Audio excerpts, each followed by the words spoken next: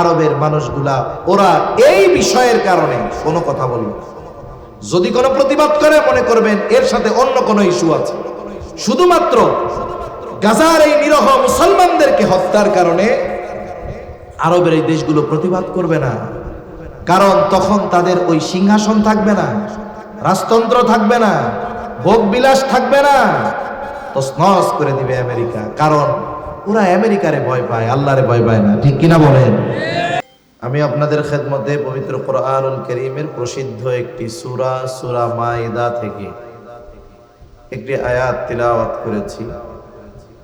আল্লাহ তাআলার কাছে তৌফিক চাই, উক্ত আয়াতকে সামনে রেখে আল্লাহ তাআলা কিছু কথা বলার তৌফিক দেন, যে কথাগুলো আমাদের সবার দুনিয়া এবং আখিরাতের জন্য কল্যাণকর হয়। সকলে জবান খুলে বলি আমিন। সম্মানিত উপস্থিতি, আপনারা সকলে এই বিষয়টা সম্পর্কে অবগত আছেন যে এই পৃথিবীর অন্যতম এক নিকৃষ্ট জাতি, আল্লাহ তাআলার পক্ষ থেকে অভিশপ্ত প্রাপ্ত এক জাতি, ইহুদি জাতি। এরা যুগের পর যুগ ধরে নির্বিচারে, বিশেষ করে ফিলিস্তিনের গাজার মুসলমানদের উপরে গণহত্যা চালিয়ে যাচ্ছে। সম্প্রতি সময়কালগুলোতে তাদের, বিশেষ করে আমেরিকা এবং ইউরোপিয়ানদের প্রকাশ্য মদদে এই পৃথিবীর ইতিহাসে অন্যতম হিংস্র আক্রমণ নিরস্ত্র গাজাবাসীর উপরে চলতেছে। যদিও কিছুদিন মধ্যে যুদ্ধবিরতি ছিল, আবার এই রমজানের মধ্যে নির্বিচারে তারা আবার হত্যাযজ্ঞে মেতে উঠেছে। কোরআনুল কারীমের মধ্যে সর্বপ্রথম যেই সূরা সবচাইতে বেশি তিলাওয়াত হয়, সূরা ফাতিহা। এই সূরা ফাতিহার মধ্যে আমরা আল্লাহ তাআলার কাছে দুইটি জাতির পথ থেকে আল্লাহ তাআলার কাছে পানাহ চাই, আশ্রয় চাই। সর্বশ্রেষ্ঠ ইবাদতে সর্বশ্রেষ্ঠ দোয়া আল্লাহ তাআলা এই সূরা ফাতিহার মধ্যে আমাদেরকে শিখিয়ে দিয়েছেন। আমরা আল্লাহ তাআলার কাছে চাই সিরাতে মুস্তাকিম। সিরাতে মুস্তাকিম, এই পথে পরিচালিত হয়েছে কারা? আল্লাহ তাআলা যাদের উপরে বিশেষ অনুগ্রহ করেছে। আমরা বলি ইহদিনাস সিরাতাল মুস্তাকিম সিরাতাল্লাযীনা আন'আমতা আলাইহিম। যাদের উপরে আপনি অনুগ্রহ করেছেন তাদের পথে আমাদেরকে পরিচালিত করেন, তাদের পথে নয়। কাদের পথে? গায়রিল মাগদুবি আলাইহিম ওয়ালাদ-দাল্লিন। যাদের উপরে আপনি ক্রোধ, আপনার গোসা, আপনার অভিশাপ, যারা পথভ্রষ্ট তথা ইহুদি খ্রিস্টানদের পথে নয়। তাহলে এদের পথ মত কতটা নিকৃষ্ট যে আল্লাহ তাআলা স্বয়ং নিজে ঈমানের পরে সবচাইতে গুরুত্বপূর্ণ ইবাদত নামাজের মধ্যে প্রত্যেক রাকাতে এই সূরা ইমামের পেছনে যখন পড়ি, ইমাম পড়ে, নিজে যখন পড়ি, নিজে পড়ি, প্রত্যেক নামাজের প্রতি রাকাতে এই সূরা লাগে, এই দোয়া আল্লাহ তাআলার কাছে করতে হয়।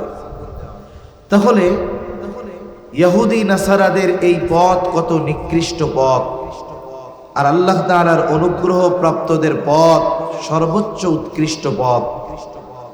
এজন্য আল্লাহ তাআলার কাছে আমরা এই আশা করি, আল্লাহ তাআলা যেন আমাদের তার অনুগ্রহ প্রাপ্ত বান্দাদের পথের উপরে অটল অবিচল রাখে। সকলে বলি আমিন।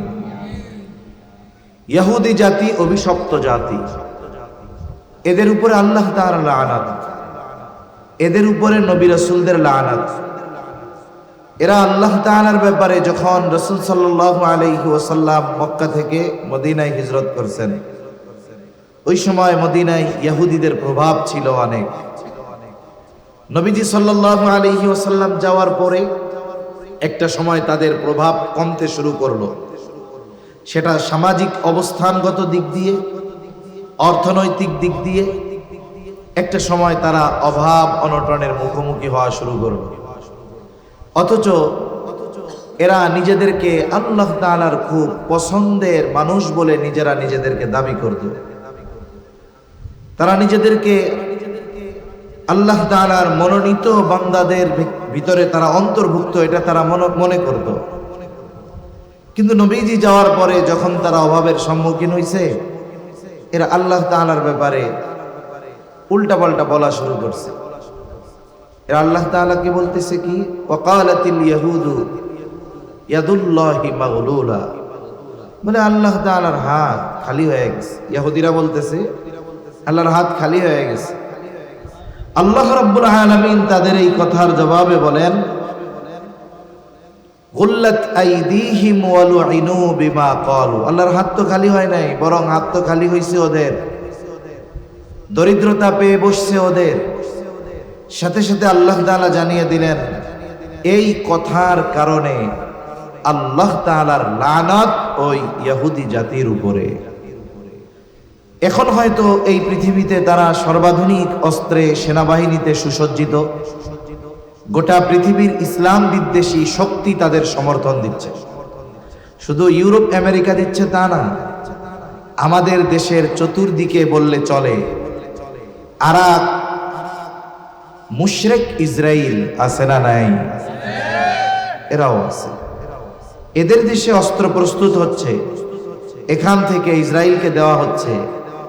আর তাদের দেশে বানানো এই বোমাগুলো ফিলিস্তিনের গাজার নিরস্ত্র নিরহ মুসলমান বৃদ্ধ শিশুদের উপরে এই বোমাগুলো নিক্ষেপ করা হইতেছে। স্পষ্টভাবে তাদের দেশের নাম লেখা। তাহলে একটা বিষয় মোটামুটি আমরা এটা অনুধাবন করা দরকার, এই পৃথিবীতে যত ধর্ম থাক, যত মতাদর্শ থাক, যত দর্শন থাক, কেউ কেউ বলেন এই পৃথিবীতে প্রায় ৪৫০০-এর মতো ধর্ম আছে। গোটা পৃথিবীতে যত ধর্ম আছে সব একদিকে আর ইসলাম আর একদিকে। ৪৫০০ ভাগে বিভক্ত করার কোনো প্রয়োজন নাই। একটা হলো মুসলিম, একটা হলো অ্যান্টি মুসলিম, একদল ইমানদার আর একদল বেঈমান। আল্লাহর কাছে গোটা পৃথিবীতে দল এই দুইটাই। ওদিক দিয়ে তারা যত ধর্মে বিভক্ত হোক না কেন, কিন্তু ইসলামের বিপক্ষে, মুসলমানদের বিপক্ষে, ইসলাম এবং মুসলমানদেরকে নিশ্চিহ্ন করার ব্যাপারে তাদের মধ্যে কোনো মতানৈক্য নাই, কোনো মতভেদ নাই, কোনো ইখতিলাফ নাই। এ ব্যাপারে তারা সকলেই এক, এই পৃথিবী থেকে ইসলাম এবং মুসলমানদেরকে নিশ্চিহ্ন করে দিতে হবে। ঠিক কিনা বলেন? আর ইসলাম এবং মুসলমানদেরকে নিশ্চিহ্ন করার সবচাইতে বড় পদক্ষেপ, সবচাইতে বড় দায়িত্ব এই ইহুদিদের উপরে বর্তিত হয়েছে। পৃথিবীর অন্যান্য জালেমরা ইসরায়েলের মাধ্যমে এই কাজ সম্পাদন করিয়ে নিচ্ছে। সম্মানিত উপস্থিতি, যেই ভূমি তারা দখল দেওয়ার অপচেষ্টা করতেছে, এটার মালিকানা তাদের ছিল না। এখান থেকে তাদেরকে বিতাড়িত করা হয়েছে ২০০০ বছরেরও আগে। চূড়ান্তভাবে তারা বিতাড়িত হয়েছে তাদের অপকর্মের কারণে, আল্লাহ তাআলার সাথে নাফরমানির কারণে, বারবার আল্লাহ তাআলার সাথে করা ওয়াদা ভঙ্গের কারণে। এই জাতি এক অভিশপ্ত জাতি। এই জাতির সাথে সাথে সাথে খ্রিস্টানদের সাথে কোন মুসলমানের আন্তরিক বন্ধুত্ব সম্পর্ক হতে পারে না। সাময়িকভাবে যদি কোনো সম্পর্ক, ব্যবসায়িক লেনদেন, সেটা ভিন্ন কথা, কিন্তু আন্তরিক সম্পর্ক এদের সাথে গড়ার নির্দেশ ইসলাম দেয় নাই, বরং এই ব্যাপারে ইসলাম আরো নিষেধ করেছে। আল্লাহ তাআলা কোরআনুল কারীমের মধ্যে বলেন, ইয়া আইয়ুহাল্লাযীনা আমানু লা তাত্তাখিযুল ইয়াহুদা ওয়ান নাসারা আউলিয়া বা'দুহুম আউলিয়াউ বা'দ। আল্লাহ রাব্বুল আলামিন বলেন, হে ঈমানদারেরা, লা তাত্তাখিযুল ইয়াহুদা ওয়ান নাসারা আউলিয়া, তোমরা ইহুদি নাসারাদেরকে বন্ধু রূপে গ্রহণ করো না। কেন করবা না? বা'দুহুম আউলিয়াউ বা'দ, কারণ তারা হলো পরস্পর পরস্পরের বন্ধু। এই জন্য কোনো বেঈমান, কোনো মুশরিক ইহুদি, খ্রিস্টান, মুসলমানদের প্রকৃত বন্ধু হতে পারে না। এরা সব সময় চেষ্টা করে ইসলাম এবং মুসলমানদের ক্ষতি সাধন কিভাবে করা যায়। এজন্যই তো দেখেন না, 1.5 লক্ষের উপরে মুসলমানকে নির্বিচারে শহীদ করা হয়েছে। কোথায় গোটা পৃথিবীর মানবতাবাদী সংগঠনগুলো? কোথাও আছে?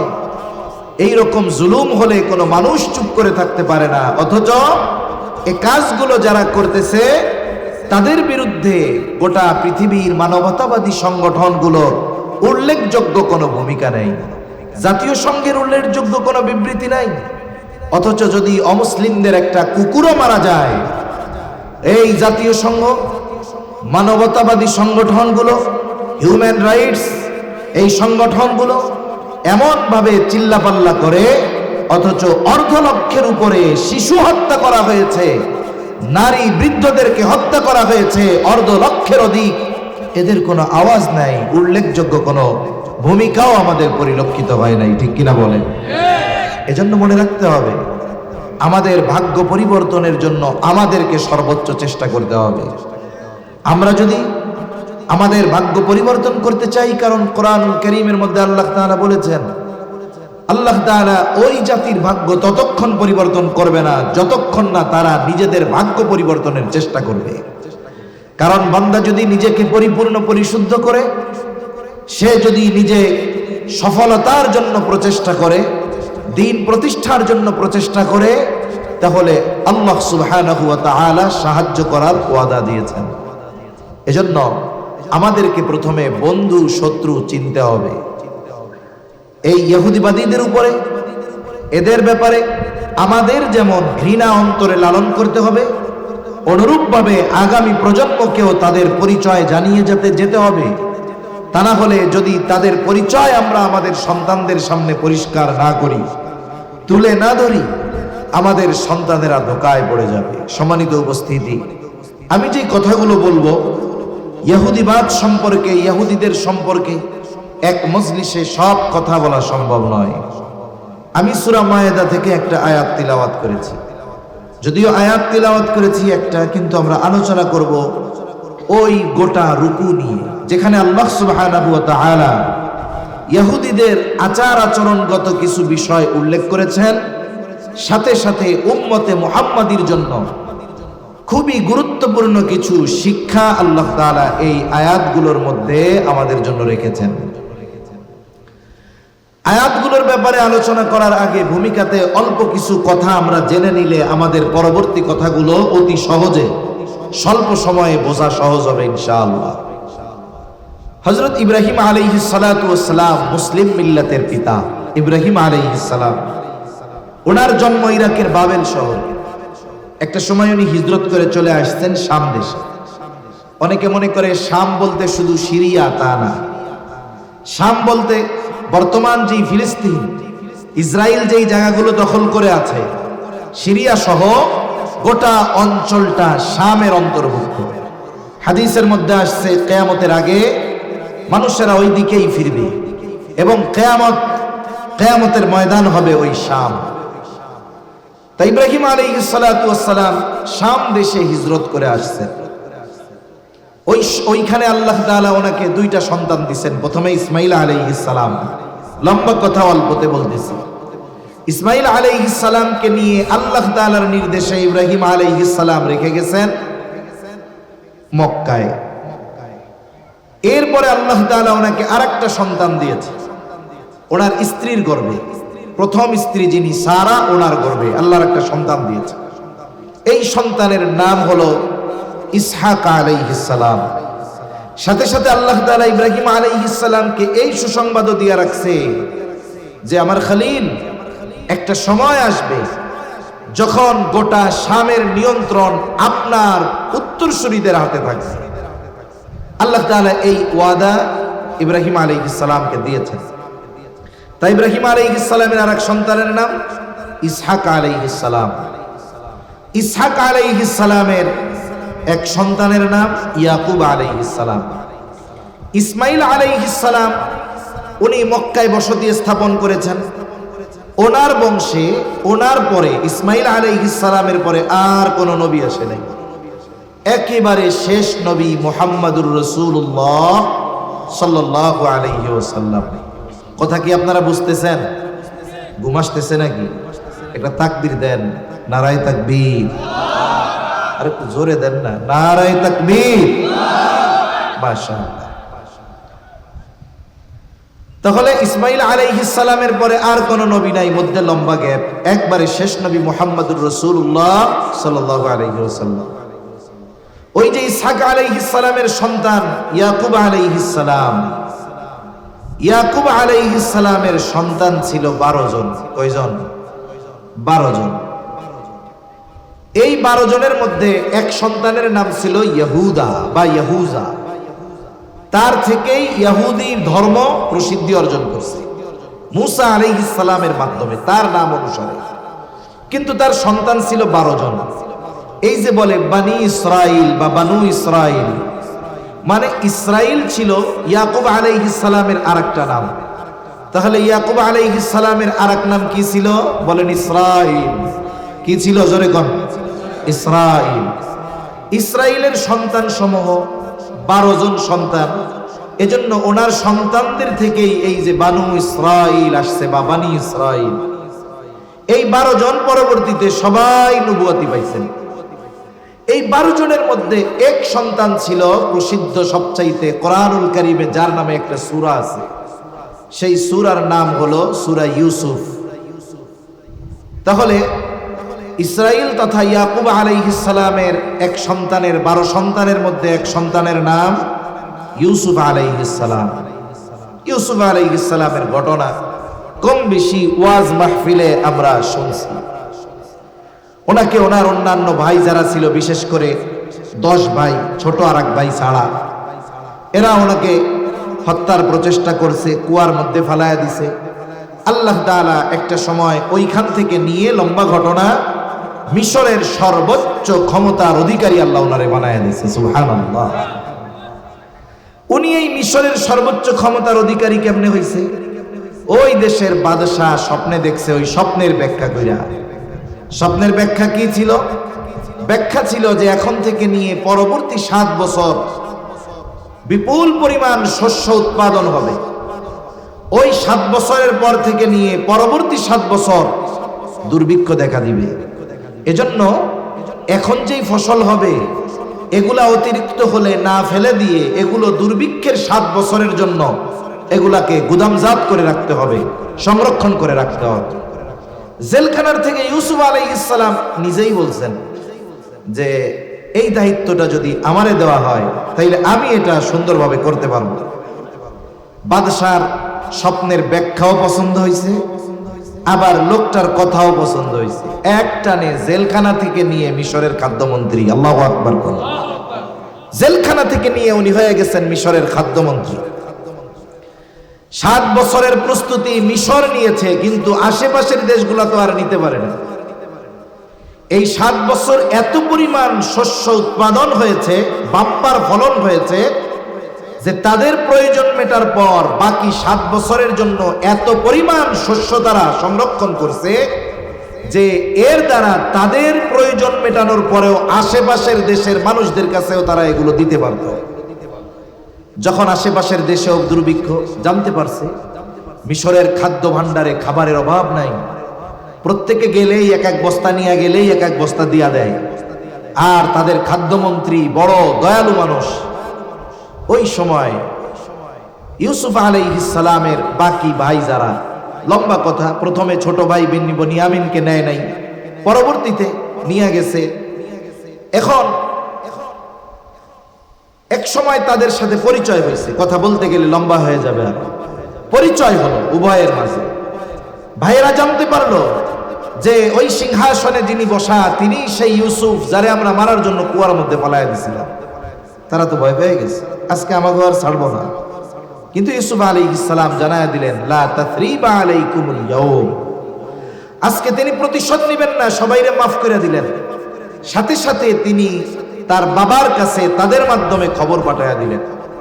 সাথে সাথে গায়ের যেই জামাটা ছিল ওই যে কুয়ার মধ্যে ফালানোর সময়, ওই জামাটাও পোশাকটাও দিয়ে দিছে, সাথে করে গায়ের পোশাক আর কি দিয়ে দিছে, যে এইটা আমার বাবার কাছে দিবা। উনি যেই পোশাক পরিধান করতেন ওর থেকে একটা পোশাক দিছে। তো প্রমাণস্বরূপ বাবাও বুঝতে পারছে, কারণ উনি তো সন্তানের জন্য দোয়া করছে। তাহলে ইসরাইল তথা ইয়াকুব আলাইহিস সালাম এইবার ইউসুফ আলাইহিস সালামের অনুরোধে ওনার বাকি সন্তান পরিবার পরিজন সকলকে নিয়ে শাম তথা ফিলিস্তিন থেকে হিজরত করে আসছেন মিশরে। তাহলে বনি ইসরাইলের আদি নিবাস ছিল শাম তথা ফিলিস্তিন। ওইখান থেকে হিজরত করে আসছে কোথায় জোরে বলেন তো? কথা কি বুঝেন? কোথায় আসছে জোরে বলেন? মিশর আসছে। তখন মিশরের বাদশা ইউসুফ আলাইহিস সালামের হাতে সুপার পাওয়ার, ওইখানে তারা ভালোভাবেই তাদের জীবন অতিবাহিত করতেছে। ইউসুফ আলাইহিস সালাম মারা গেছে, ইয়াকুব আলাইহিস সালাম মারা গেছে। একটা সময় মিশরের মসনদে জালেম ফেরাউন সমাসীন হলো, সে মিশরের মসনদে বসলো। দৃশ্যপট পাল্টে গেল। যেখানে বনি ইসরাইল ছিল সব ক্ষমতার অধিকারী, এইবার ফেরাউন তাদেরকে বানায় ফেললো গোলাম, গোলামীর জিনজিরে তাদেরকে আবদ্ধ করে ফেলল। দীর্ঘকাল পর আল্লাহ সুবহানাহু ওয়া তাআলা বনি ইসরাইলদেরকে এই জালেমের জুলুম থেকে পরিত্রাণ দেওয়ার জন্য মুসা আলাইহিস সালামকে পাঠিয়েছেন। মুসা আলাইহিস সালাম দুনিয়ায় আসলেন। মুসা আলাইহিস সালাম আসার আগে ফেরাউন যেমন নির্বিচারে ছেলে সন্তান হইলেই হত্যা করছে, এই জালেমগুলাও এরকম নির্বিচারে এই নিরহ নিষ্পাপ বাচ্চাগুলাকে হত্যা করছে। ঠিক কিনা গণ? মনে রাখতে হবে যে এই শিশুদের হত্যা করার পরে ফেরাউন তার মসনদে টিকে থাকতে পারে নাই। আমরাও আশা করি এই নিরহ নিরস্ত্র নিষ্পাপ শিশুদের আর্তনাদ, আমরা গুনাহগার, আমাদের আওয়াজ হয়তো আল্লাহ পর্যন্ত না পৌঁছাতেও পারে, কিন্তু আল্লাহ তাআলা এই নিষ্পাপ শিশুদের আর্তনাদ আল্লাহর আরশ পর্যন্ত পৌঁছিয়ে গেছে, এ ব্যাপারে কোনো সন্দেহ নাই। নিশ্চয়ই আল্লাহ সুবহানাহু ওয়া তাআলা এই কর্মগুলোর পূর্ণ প্রতিদান এই জালেমদেরকে দিবে। তা মুসা আলাইহিস সালাম দুনিয়ায় আসলেন, লম্বা কথা, এক সময় নবুয়তি আল্লাহ তাআলা দিলেন, ফেরাউনের কাছে দাওয়াত দেওয়ার জন্য আল্লাহ তাআলা পাঠায়া দিলেন। আল্লাহ বললেন তোমরা দুইজন যাও ফেরাউনকে গিয়ে দাওয়াত দাও, সে সীমা লঙ্ঘন করতেছে। মুসা এবং হারুন আলাইহিস সালাম দুইজনে গিয়া দাওয়াত দিছে এক রবের দাওয়াত। আর এদিক দিয়া ফেরাউন নিজেরই দাবি করে বসছে, আনা রব্বুকুমুল আলা, আমি হইলাম বড় রব। একটা মানুষের হেদায়েত কিভাবে আসবে, এটা মানুষের আচরণের দ্বারা অনেক সময় উপলব্ধি করা যায় যে এই মানুষটার মধ্যে পরিবর্তন আসতে পারে। একটা মানুষ গুনার মধ্যে জড়িয়ে আছে, পাপাচারে লিপ্ত, এখন তাকে মসজিদের ইমাম সাহেব কোরআন হাদিস দিয়া বুঝাইলেন যে সুদ খাওয়া ভালো না, অন্যেরটা মেরে খাওয়া ভালো না, বেপরদায় চলা ভালো না, মাদক গ্রহণ করা ভালো না। যদি ওই লোকের মধ্যে আসলে পরিবর্তনের সম্ভাবনা থাকে, কোরআন সুন্নাহ দিয়ে এইগুলো বোঝানোর পর কমপক্ষে কাজগুলো না ছাড়ুক, কিন্তু তার মধ্যে নমনীয়তা দেখা যাবে। সে হয়তো বলবে জি হুজুর খারাপ কাজ, দোয়া করেন যেন সাইডা দিতে পারি। এই যে তার আচরণের নমনীয়তা, আশা করা যায় আল্লাহ তাআলা একটা সময় তার মধ্যে পরিবর্তন দিবেন। কিন্তু কোরআন সুন্নাহর কথা বলার পরে, আল্লাহর দিকে আহ্বান করার পরে, গুনাহ থেকে ফেরার কথা বলার পরে যেই মানুষগুলোর মধ্যে নমনীয়তা তো বহুদূর, বরং আরো রিয়াকশন দেখা যায়। আছে না এরকম কিছু মানুষ? আপনি তারে ভালো কথা বলবেন, সে উল্টা আপনার উপরে আক্রমণ করবে। আপনি তাকে কোরআন হাদিস দিয়া বলবেন, পারলে এমন ভাবেও সে বলে বসবে, রাখুন মিয়া তোমার কোরআন হাদিস। এরকম বলা লোক আছে না নাই? এই ধরনের মানুষের হেদায়েত খুব কম নসিবে জুটে। ফেরাউনের আচরণ তো ছিল আক্রমণাত্মক। মুসা আলাইহিস সালাম এক রবের দিকে দাওয়াত দেয়, আর সে বলে ক্বালা ফামার রাব্বুকুমা ইয়া মুসা, হে মুসা তোমাদের দুইজনের রব সে আবার কে? আমি নিজেই তো বড় রব। একটা পর্যায়ে যখন তার নসিবে হেদায়েত নাই, আল্লাহ সুবহানাহু ওয়া তাআলা চাইলেন এই ফেরাউনের জালেমের জুলুম থেকে আল্লাহ তাআলা বনি ইসরাইলদেরকে নিষ্কৃতি দিবেন। সাথে সাথে ওই যে ইব্রাহিম আলাইহিস সালামের সাথে আল্লাহ তাআলার ওয়াদা ছিল যে আপনার উত্তরসূরিরা একটা সময় এই সিরিয়ার পূর্ণ নিয়ন্ত্রণ, শামের নিয়ন্ত্রণ তাদের হাতে থাকবে। এই ওয়াদা আল্লাহ তাআলা মুসা আলাইহিস সালামের মাধ্যমে পরিপূর্ণ করার ইচ্ছা করলেন। প্রথম কাজ, ফেরাউনের জুলুম থেকে বনি ইসরাইল সালামকে নির্দেশ দিলেন যে আপনি বনি ইসরাইলদেরকে নিয়ে মিশর ছেড়ে চলে যান। মিশর ছেড়ে কোন পথে কোন দিক দিয়া যাবে এটা নিজের মন মতো নয়, বরং কোন দিক দিয়া যাবে, কোন পথে যাবে, এই পথ মুসা আলাইহিস সালামকে যিনি জানিয়ে দিয়েছেন তিনি কে? আরো জোরে বলেন কে? আপনাদের ঘুম আসতেছে? আওয়াজে তো মনে হয় ঘুম আসতেছে। আবার তাকবীর দেন, নারায়ে তাকবীর, নারায়ে তাকবীর। আগে আপনাদের ওয়াজের মধ্যে গান টান শুনতে ভালো লাগে। ওয়াজ মাহফিল গুলা তো এখন মোটামুটি এন্টারটেইনমেন্ট হয়ে গেছে। মানে মানুষ এইখানে কোরআন সুন্নাহ শোনার জন্য আসে না, একটু ফিল মজা নেওয়ার জন্য আসে, টক জাল মিষ্টি টাইম পাস করার জন্য আসে। আগে যাত্রা দেখতো, গান শুনতো, নাটক দেখতো, কয় এখন একটা একটা আলাদা না দেখা অমুক হুজুর আইতেছে মাহফিলে যাই, ওই জায়গায় টক জাল মিষ্টি সব পাওয়া যাবে। মমতাজের গানও পাওয়া যাবে, আয়ুব বাচ্চুর গানও পাওয়া যাবে, কৌতুকও পাওয়া যাবে, আবার কিছু গানও পাওয়া যাবে। এগুলো ওয়াজ মাহফিল নয়। এগুলো যারা করে, করায়, যারা শোনে, প্রত্যেককেই কিয়ামতের দিন আল্লাহর সামনে হিসাবের কাঠগড়ায় দাঁড়ানো লাগবে। এজন্য তাফসীরুল কোরআন মাহফিল এগুলা যেন গান আর রঙ্গমঞ্চে পরিণত না হয়, এই বিষয়টা খেয়াল রাখার দায়িত্ব আমাদের সবার, ঠিক কিনা বলেন? আল্লাহ বুঝবার তৌফিক দান করেন। মুসা আলাইহিস সালাম বনি ইসরাইলদেরকে নিয়ে রাতের বেলা রওনা হয়ে গেলেন। পথ চলতে চলতে পৌঁছিয়ে গেলেন লোহিত সাগরের পাড়ে। সাগর পার হওয়ার কোনো ব্যবস্থা নাই, না আছে নৌকা, না আছে কোনো অন্য ব্যবস্থা। সকলে অপেক্ষা করতেছে সমুদ্রের পাড়ে। সকাল হবে, যে কোনো ব্যবস্থা হবে, সমুদ্রের অপর পাড়ে যদি একবার চলে যেতে পারে তাহলে ফেরাউনের জুলুম থেকে তারা বেঁচে যাবে। সকলে নতুন এক আশা বুনতেছে মনের মধ্যে। ইতিমধ্যে ফেরাউনের কাছে খবর চলে গেছে, ও ফেরাউন, আপনার শত্রু মুসা বনি ইসরাইলদেরকে নিয়ে মিশর ছেড়ে পালিয়ে যায়, চলে যায়। শত্রু হাতছাড়া হয়ে গেল। তাফসীরের মধ্যে আসছে ফেরাউন 6 লক্ষ সশস্ত্র সৈন্য নিয়ে মুসা আলাইহিস সালাম এবং তার উম্মতদের পেছনে ধাওয়া শুরু করলো। ফেরাউন তার সৈন্য বাহিনী নিয়ে 3 দিকে ঘিরে ফেলছে। তাফসীরের মধ্যে আসছে এমন ভাবে সে তার সৈন্য বাহিনী সেটিং করেছে, হয়তো বনি ইসরাইলেরা ফেরাউনের সৈন্যদের অস্ত্রের আঘাতে মারা যাবে, অথবা সমুদ্রের মধ্যে চুবনি খেয়া মরবে। কারণ বনি ইসরাইল নিরস্ত্র আর ফেরাউন তার বাহিনী হলো সশস্ত্র। অনুরূপভাবে আমাদের বাংলাদেশের 3 দিকেও একটা দেশ ঘিরে আছে। ওরাও চিন্তা করে 3 দিক দিয়া যাইতা ধর্ম, আর একদিকে সমুদ্র, হয়তো আমাদের অস্ত্রের আঘাতে মরবে অথবা সমুদ্রের মধ্যে পড়ে মরবে। মনে রাখতে হবে, যেই বনি ইসরাইলদেরকে ফেরাউনের ওই জুলুম থেকে নিষ্কৃতি দিয়েছিলেন যেই রব, সেই রব এখনো আছে না? না, এজন্য মনে রাখতে হবে, চতুর্দিক দিয়ে বেষ্টনী দেওয়া থাকলেও ভয়ের কোনো কিছু নাই।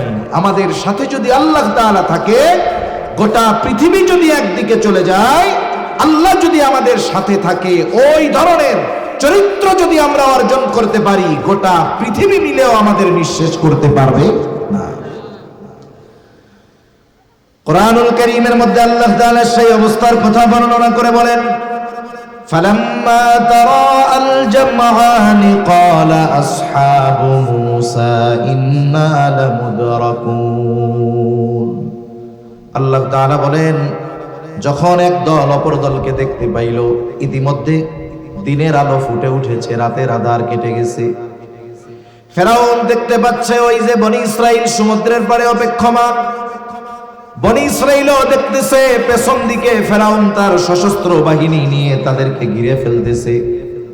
আল্লাহ তাআলা সেই অবস্থার কথাই বলেন, ফালাম্মা তারাআল জামআনি ক্বালা আসহাবু মূসা ইন্না লামুদরাকুন।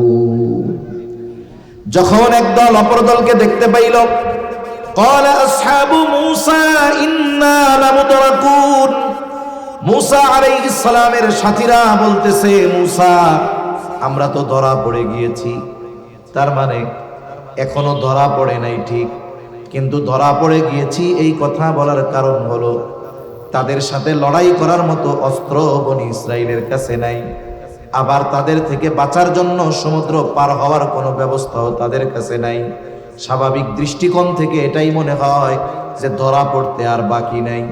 এই জন্য মূসা আলাইহিস সালামের সাথীরা বলতেছে ইন্না লামুদরাকুন, যে মূসা আমরা ধরা পড়ে গেছি, আমাদের আর বাঁচার কোনো উপায় নাই। প্রত্যেকটা নবী হলো তার উম্মতের মূল নেতা। বনি ইসরাইলের নেতা মূসা আলাইহিস সালাতু ওয়াস সালাম, যেমন ভাবে আমাদের নেতা হলো মুহাম্মাদুর রাসূলুল্লাহ সাল্লাল্লাহু আলাইহি ওয়াসাল্লাম। এই জন্য জাগতিক জগতে যদি এই দুনিয়ায় হায়াতের জিন্দেগিতে কাউকে নেতা হিসাবে নির্বাচন করতে চায়, এখন দুনিয়ার এই নেতারে মানা যাবে কিনা মাপতে হবে নবীজির সাথে। যদি ওই নেতার মধ্যে নবীজির আদর্শ থাকে, নবীজির গুণ থাকে, তবেই তাকে দুনিয়ায় আমার আপনার জন্য নেতা নির্বাচন করা যাবে। আমার আপনার এই দুনিয়ার নেতা যদি নববী গুণে গুণান্বিত না হয়, ওই নেতা কিয়ামতের দিন আমার আপনার জাহান্নামে যাওয়ার কারণ হয়ে যাবে। ঠিক কিনা বলেন? কেন? আল্লাহ তাআলা কোরআনুল কারীমের মধ্যে বলেন, ইয়াউমা নাদউ কুল্লা উনাসিম বিইমামিহিম, কিয়ামতের দিন আল্লাহ তাআলা প্রত্যেকটা উম্মতকে তার নেতা সহ আহ্বান করবে, ডাকবে। এবার আমার আপনার নেতা যদি মুহাম্মাদুর রাসূলুল্লাহ হয়, বলেন তো এর চাইতে সৌভাগ্যের আর কিছু হতে পারে নাকি? নেতার কাজ কি? নেতার কাজ হইল যখন দেখতেছে ক্ষমতায় আর থাকবে না, পতন হয়ে যাওয়ার সম্ভাবনা, দ্রুত বিভিন্ন দেশে যে সেকেন্ড হোম কর্মীদের রাইখা ওই দেশে পালায়া চলে যাওয়া, এটা নেতার কাজ? জোরে বলেন, এটা কি প্রকৃতপক্ষে কোনো নেতার কাজ? তাহলে ওই নেতার পেছনে এখনো যারা দৌড়ায়, যেই নেতা তাদেরকে আগুনের মধ্যে ফাইলা 5 স্টার হোটেলে দেয় ঈদ উদযাপন করতেছে, এই কর্মীগুলার মতো বোকা কর্মী এই দুনিয়ায় আর কেউ নাই। ঠিক কিনা কম? তুই চিন্তা করলি না, তোকে খোঁজ খবরও নাই, কিচ্ছু নাই, সব সাইডে চলে গেছে। এজন্য নেতার দায়িত্ব হলো যখন তার কর্মী সংকটময় অবস্থায় পড়ে যাবে, পালিয়ে যাওয়া নয়, বরং নিজে সামনে থেকে নেতৃত্ব দিয়ে ঝিমিয়ে পড়া কর্মীদেরকে উজ্জীবিত করা। ঠিক কিনা বলে? মূসা আলাইহিস সালাতু ওয়াস সালাম যখন বলতেছে ইন্না লামুদরাকুন, আমরা ধরা পড়ে গিয়েছি, ফেরাউনের বাহিনী আস্তে আস্তে নিকটে চলে আসতেছে, মূসা আলাইহিস সালাম এবার বক্তব্য দিলেন, অল্প কথায় লম্বা বক্তব্য। তারা বলছে মূসা আমরা ধরা পড়ে গিয়েছি, আর মূসা বললেন ক্বালা কাল্লা ইন্না মাইয়া রাব্বি সায়াহদিন। এতটুকু কথা শেষ। 1 নম্বরে জবাব দিলেন কাল্লা, আমরা কখনোই ধরা পড়ব না।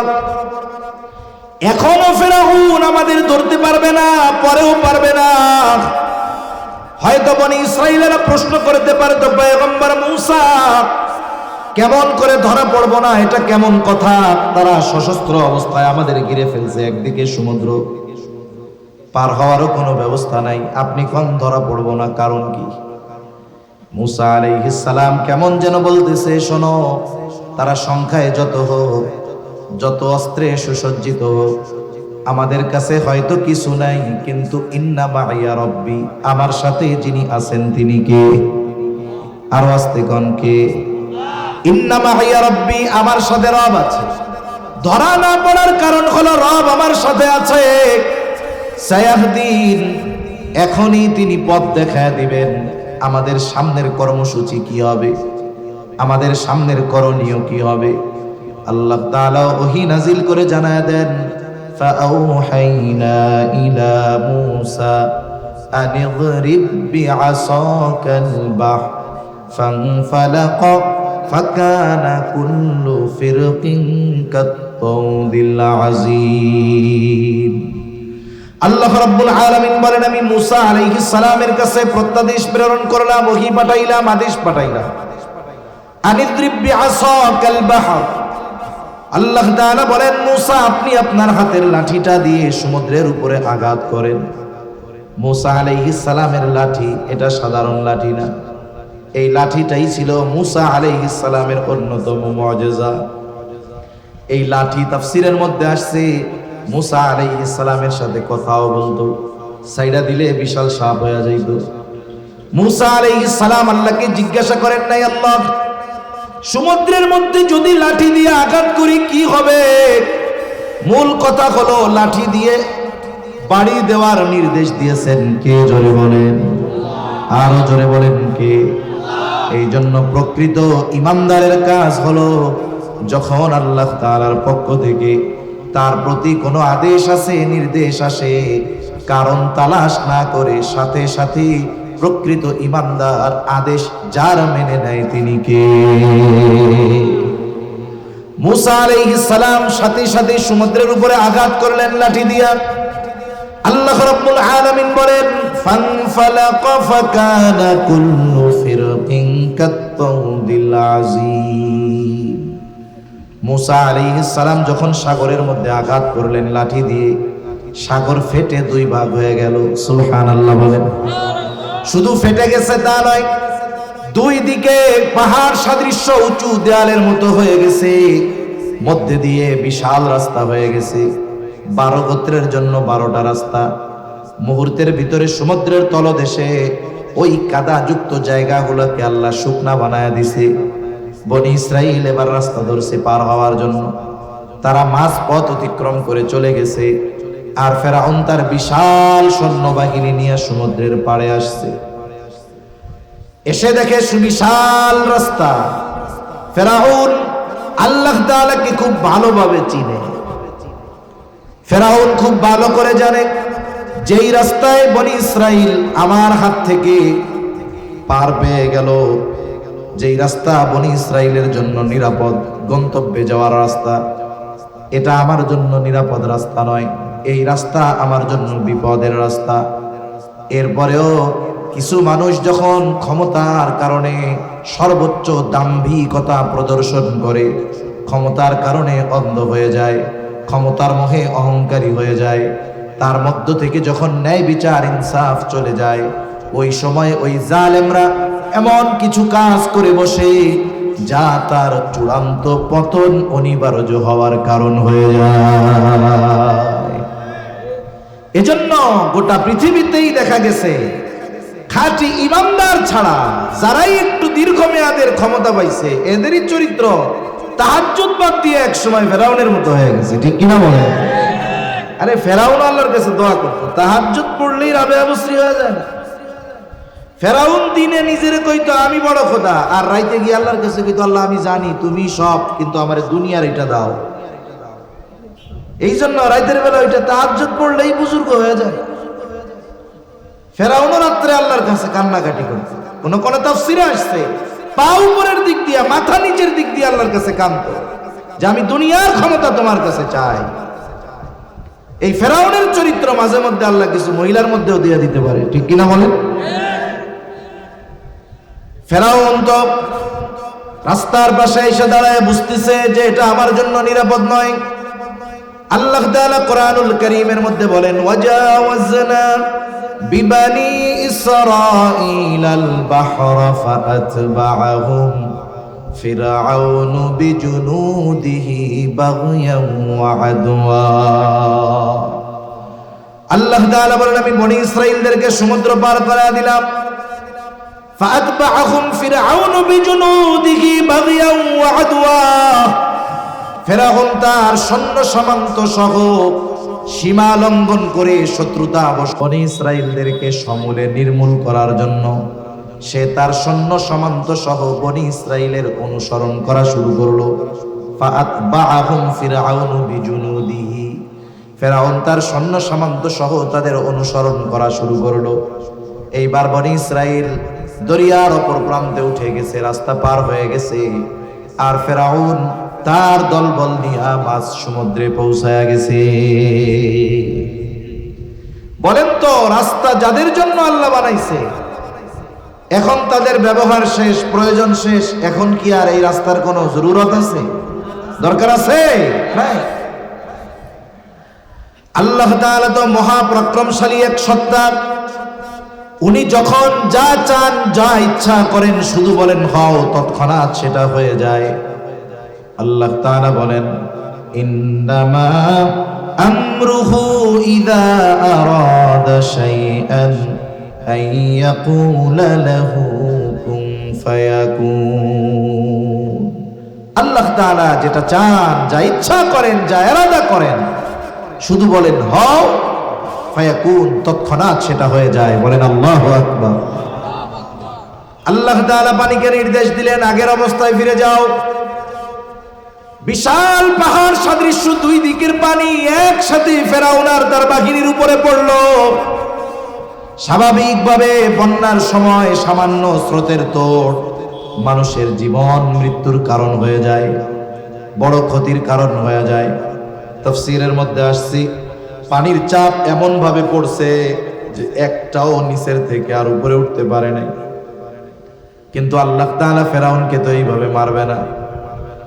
ফেরেশতা পাঠায় দিচ্ছে আল্লাহ তাআলা জিবরাইল আলাইহিস সালামকে, এক টানে পানির তলদেশ থেকে নিয়ে উপরে উঠায় নিয়ে আসছে। এইবার সুবনি শুরু হয়েছে। তখন হুশও ফিরছে যে আমার খোদাই তো শেষ আজকে। ওই যে কিছু মুরগি আছে না, দেখবেন ওইটা খালি ঝিমাই। এবার ওইটারে নিয়ে পানির মধ্যে সুবনি দেয়। আপনাকে এলাকায় দেয়নি? দেয় না? এটারে যখন দেয় একটু করে ঝাড়া মারা দিয়ে কয় আর লাগবে না, আমি ঠিক হয়ে গেছি। ফেরাউনরা এবার চুবনি চলতেছে। তখন বুঝতে পারছে যে আমার তো টেম্পার শেষ। ও আল্লাহর কাছে ঈমান আনার ঘোষণা দিচ্ছে যে আল্লাহ, আমি আপনার দলে রয়ে যাইতেছি, আমারে ছেড়ে দেন। আল্লাহ তাআলা কোরআনুল কারীমের মধ্যে বলেন, হাত্তা ইযা আদরাকাহুল গরাক ক্বালা আমানতু আন্নাহু লা ইলাহা ইল্লাল্লাযী আমানাত বিহি বানু ইসরাঈল ওয়া আনা মিনাল মুসলিমিন। যখন হাবুডুবু খাইতেছে, চুবনি চলতেছে, ফেরাউন তখন বলে, আমি ঈমান আনলাম, আল্লাহ ছাড়া কোনো ইলাহ নাই। বনি ইসরাঈল যার উপরে ঈমান এনেছে, আমিও তার উপরে ঈমান আনলাম। ওয়া আনা মিনাল মুসলিমিন, আমি তো মুসলমানদেরই একজন। আল্লাহ, আমি তো মুসলমান, আমারে ছাইড়া দেন। তিনটা সময় পর্যন্ত মানুষের ঈমান কবুল হয়। কয়টা সময়? জোরে কন। এত জোরে কইছেন যে আমার কান ফাইটা গেছে না। কয় সময় পর্যন্ত? জোরে বলেন। আরো জোরে বলেন, কয় সময়? এই যে আমরা একটু জোরে কইতে কই আপনাকে, এই জোরে বলারও পাওয়ার আছে। গত টার্মে যখন ডোনাল্ড ট্রাম্প ক্ষমতায়, একবার যেখানে আমেরিকান প্রেসিডেন্ট যায়, কমপক্ষে 5 স্তরের নিরাপত্তা থাকে। কোন পিঁপড়াও হাইটা গেলে ওটাও ক্যাপচার হয়ে যায়, পিঁপড়া হাইটা যাইতেছে। এত নিরাপত্তা ব্যবস্থা তাদের জন্য। ডোনাল্ড ট্রাম্প এক এয়ারপোর্টের মধ্যেই তার বিমানের পিছনে রাইখা, বিমান পিছনে, সে সামনে একটা বক্তব্য দিচ্ছে, পিছন দিয়া কে জানি করে খালি কইছে আল্লাহু আকবার, আর একটা হইলে প্রস্রাবই করে দিত। তার মানে এটা একটু চিন্তা করেন যে মুসলমানের জবাবে নারায়ে তাকবীর, আল্লাহু আকবার, এটাও জালেমদের অন্তরে ভয় সৃষ্টি করে, ঠিক কিনা বলেন? এজন্য দ্বীনি বিষয়গুলোতে একটু আওয়াজ নিয়ে বলায় অভ্যস্ত আমাদের থাকা দরকার। অনেক সময় দেখেন না, গলাবাজির কারণে কতজন নেতা হয়ে যায় না, ঠিক না? কিছু নাই কিন্তু গলাবাজি আছে। আর আমি আপনি যদি আল্লাহর জন্য একটু গলা ছাইড়া আল্লাহর বরত্বের ধ্বনি উচ্চারণ করি, এতেই জালেমের অন্তরে প্রকম্পন সৃষ্টি হয়ে যায়। এজন্য মুসলমানের আল্লাহর নামের উচ্চারণ, আল্লাহু আকবার, এটারও দাম আছে, পাওয়ার আছে। এটাও বড় এক অস্ত্র। 3 সময় পর্যন্ত বান্দার ঈমান কবুল হয়, এরপরে হয় না।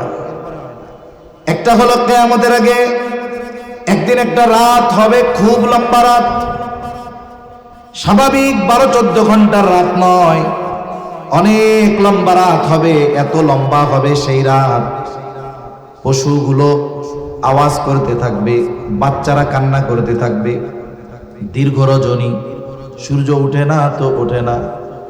হঠাৎ সূর্য উঠবে, তবে যথারীতি অনুযায়ী পূর্ব দিক দিয়ে নয়, পশ্চিম দিক দিয়ে সূর্য উঠবে। কিছু দূর ওঠার পর আবার সূর্য ডুবে যাবে। এর পরের দিন থেকে যথারীতি পূর্ব দিক দিয়ে সূর্য উঠবে। হাদিসের মধ্যে আসছে, পশ্চিম দিক দিয়ে সূর্য ওঠার আগ পর্যন্ত আল্লাহ তাআলা মানুষের তাওবা ঈমান কবুল করবে। পশ্চিম দিক দিয়ে সূর্য ওঠার পর আর বান্দার তাওবা ঈমান কবুল করা হবে না। তবে ওই সময় যারা ঈমানদার থাকবে তারা তো ঈমানদারই আছে, কিন্তু বেঈমান যদি ঈমান আনে আর ঈমান আর কবুল হবে না। এর কিছুকাল পরে দাব্বাতুল আরব, একটা প্রাণী আসবে, এটা সিলমোহর মাইরা দিবে, এটা ঈমানদার, এটা কাফের, শেষ। এটা কিয়ামতের একেবারে নিকটবর্তী সময় বলবে, এটা আম সময়। আরেকটা হলো যখন আযাব চলে আসে, গজব চলে আসে, তখন আল্লাহ তাআলা গজব আসার পরে ঈমান আনলে ঈমান কবুল করে না।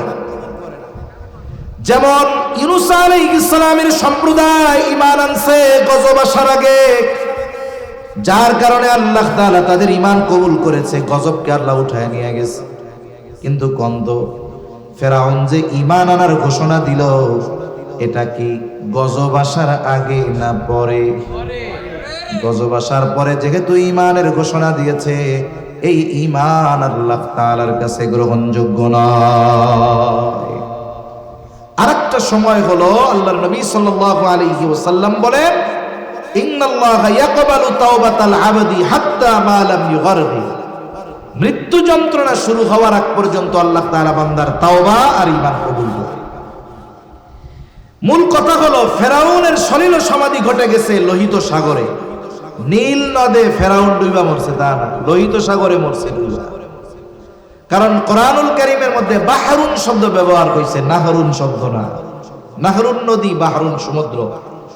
তা যাই হোক, মূসা আলাইহিস সালামের উম্মত সমুদ্রের ওই পারে দাঁড়ায়া দাঁড়ায়া মূসা আলাইহিস সালামের যেই বক্তব্য, ক্বালা কাল্লা ইন্না মাইয়া রাব্বি সায়াহদিন, এই বক্তব্যের বাস্তবতা নিজেদের চোখে দেখছে। তার মানে ফেরাউন কোনোদিন ধরতে পারবে না। কেন পারবে না? কয় ফেরাউনের ইতি ঘটবে এই লোহিত সাগরের মধ্যে, আর আল্লাহ পথ দেখায় দিবে, আর আল্লাহ পথ দিয়া দিচ্ছে সমুদ্রের মধ্যে দিয়া। বলেন তো, এই দৃশ্য যদি কোনো বেঈমানের সামনে ঘটে থাকে, ও তো আল্লাহর প্রতি সর্বোচ্চ আস্থাশীল আর ঈমানদার হয়ে যাবে, ঠিক কিনা বলুন? আর যারা ঈমানদার, ওরা আল্লাহর উপরে ঈমান কত বাড়বে, ওই নবীর কত আনুগত্যশীল হবে। কিন্তু বনি ইসরাইল এর ব্যতিক্রম। এরা একটা নেয়ামত পাবার পর পরক্ষণেই সেটার কথা ভুলে যায়। এজন্য আল্লাহ তাআলা কোরআনুল কারীমে বনি ইসরাইলদেরকে প্রদত্ত অনেক নেয়ামতের কথা বলছে। সূরা বাকারার মধ্যেই আছে 40টার মতো নেয়ামত ধারাবাহিকভাবে আল্লাহ উল্লেখ করছে, যা বনি ইসরাইলীদেরকে আল্লাহ দিয়েছেন। এদের ক্যারেক্টার কি ছিল? নেয়ামত পাওয়ার পরে আল্লাহর প্রতি আরো ইবাদত বাড়ায়া দেওয়া, কৃতজ্ঞতার মাত্রা বাড়ায়া দেওয়া।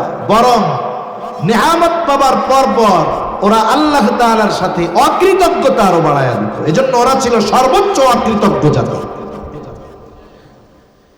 এখন তো এটা মরছে, নিজের চোখে দেখছে ফেরাউন শেষ, সমুদ্রের মধ্যে দিয়ে রাস্তা হইছে। যেই আল্লাহ ওই বিপদ থেকে বাঁচায়া রাস্তা বানায়া দিতে পারে, সেই আল্লাহ তাদের জন্য সব ব্যবস্থাপনা করতে পারে, এই বিশ্বাস পরিপূর্ণ বনি ইসরাইলদের থাকার দরকার ছিল, ঠিক কিনা কোন? একটু পরেই কয়, মূসা আসলাম তো আসলাম, বাড়ি ঘর তো কিচ্ছু নাই। মিশরে তো বাড়ি ঘর ছিল, মাথা গোজার জায়গা ছিল, এখন তো রোজ বৃষ্টির কষ্টেই আমরা মইরা যাবো। আল্লাহ যদি ওকে মারতেই চাইতো, তাইলে সমুদ্র পার করার দরকার কি ছিল? ফেরাউনের বাহিনীর হাতে যদি মারায়া দিত, তাহলে তো শহীদ হয়ে যাইত, ঠিক কিনা কন? যেই আল্লাহ ওদের থেকে সমুদ্রের মধ্যে রাস্তা বানায়া নিরাপদে পৌঁছায়া দিয়েছে, সেই আল্লাহ রোদ বৃষ্টিতে মারবে, বাঁচাইতে পারবে না, এই বিশ্বাসটুকু তাদের মধ্যে দৃঢ়ভাবে ছিল না। ভালো মানুষ অনেক ছিল, কিন্তু অধিকাংশই ছিল এরকম। এবার আল্লাহ তাআলা তাদের জন্য আকাশের মেঘমালাকে ছাদ বানায়া দিলেন, সুবহানাল্লাহ বলেন। তাহলে আরামে থাকার ব্যবস্থা হলো, রোদ বৃষ্টি থেকে বাঁচার ব্যবস্থা হলো। এবার বলে মূসা, থাকার ব্যবস্থা যেমন তেমন হইল, আমাদের সবাইকে না খাইয়াই মরতে হবে। এত মানুষের খাবার আমরা পামু কই? কত বড় অকৃতজ্ঞ জাতি। আল্লাহ তাআলা মান্না সালওয়ার ব্যবস্থা করে দিলেন, আসমানের খাবারের ব্যবস্থা করে দিলেন। একেবারে দুনিয়ায় বৈশা বৈশা আসমানি খাবার, কি মজা।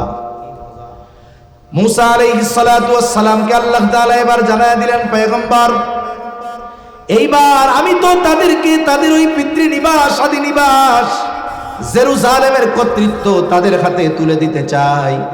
তবে ওই সময়টাতে জেরুজালেম বাইতুল মুকাদ্দাস এটা ছিল পৃথিবীর সবচাইতে উন্নত এবং মর্যাদাবান শহর। পৃথিবীর যতগুলো পুরাতন শহর আছে সব শহরগুলোর মধ্যে অন্যতম শহর হলো এই জেরুজালেম।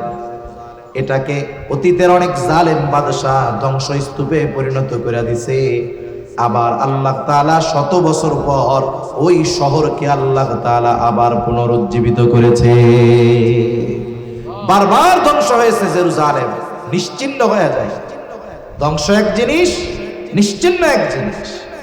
এই যে ইহুদিরা ধ্বংস করতেছে, হয়তো ধ্বংসলীলা খেলতেছে, তারা ধ্বংসস্তূপে পরিণত করে দিচ্ছে, কিন্তু নিশ্চিহ্ন করে দিতে পারবে না। কিয়ামতের আগে আল্লাহ তাআলা এটাকে আবার মুসলমানদের হাতে এনে দিবে ইনশাআল্লাহ।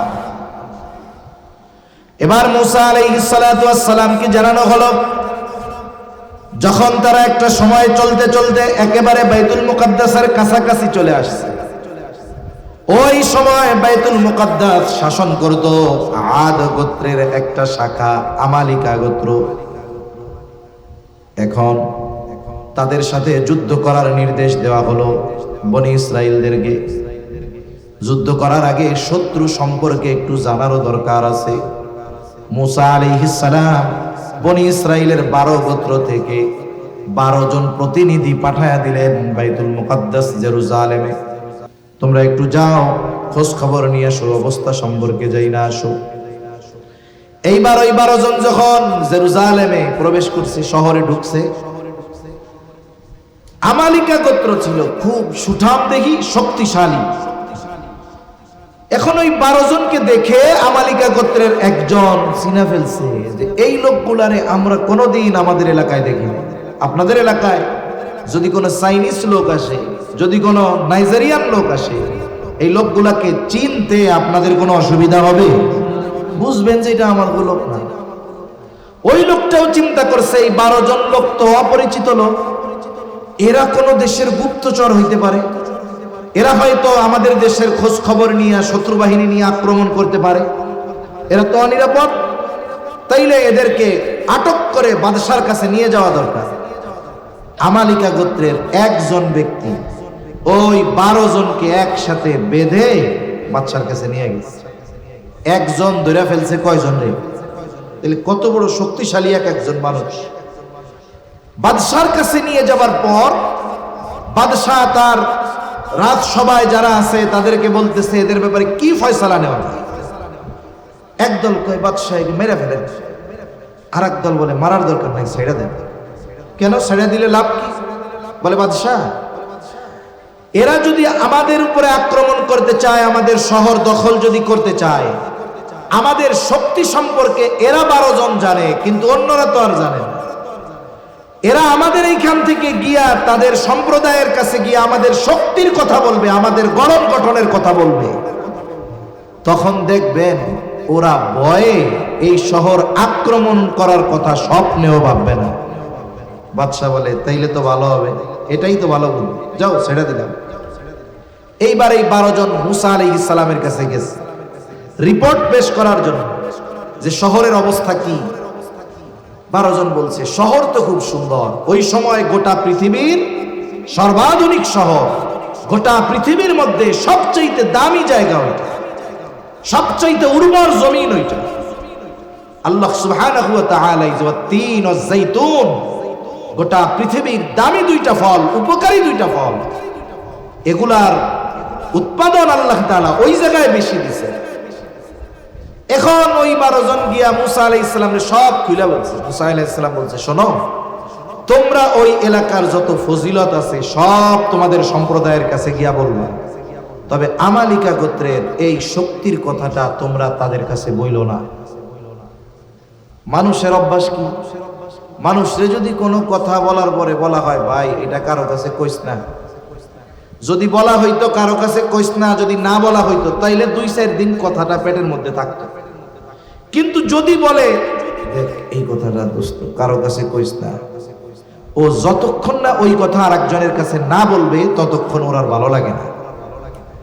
এই 12 জনের মধ্যে থেকে 2 জন ছাড়া বাকি 10 জন ব্যক্তি এই আলোচনাগুলো আগে দিতে হবে। আচ্ছা ঠিক আছে। এই 2 জন ছাড়া বাকি 10 জন ব্যক্তি তার সম্প্রদায়ের কাছে গিয়া বইলা দিছে যে শোনো, আমাদেরকে কাদের সাথে যুদ্ধ করার কথা বলতেছে জানো? তারা হইল একজনই 12 জনের প্যাকেট করে দেবে কাজ সারা। এই 10 জন যখন তাদের গোত্রের কাছে গিয়া বলছে, ওরাও ওই বাকি 2 জনের যেই গোত্র তাদের কাছে এই খবর পৌঁছায় গেছে। মুসা আলাইহিস সালাম চিন্তিত হয়ে গেছে যে আল্লাহ তাআলা জিহাদের নির্দেশ দিলেন, যুদ্ধ করার নির্দেশ দিলেন, আবার এই যুদ্ধে যে বনী ইসরাইল জয়ী হবে এটা আগের থেকেই আল্লাহ তাআলা ঘোষণা দিয়ে দিয়েছে। শুধু কি ওদের সাথে লড়াই করতে হবে, ওদের শহরে ঢুকতে হবে, বাকি কাজ করবে আল্লাহ।